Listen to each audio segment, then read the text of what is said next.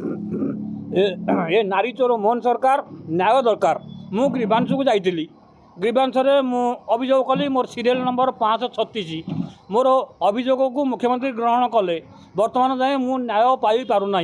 तेणुक ए नारी चोर सरकार मते न्याय दरकार। वर्तमान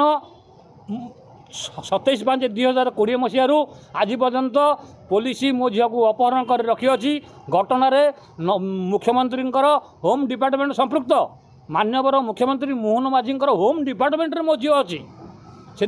मुशावासी को अनुरोध करुँची हे ओडावासी ये न्याय लड़ई मो झील आपणकर झील मो झीर सम्मान ए ओडार उत्कलिया नारी मान सम्मान तेणुक एठी चेई शोई जीए ताकू उठेब किए तेणु एठी चेई शोई जीए ताकू उठेब कांग्रेस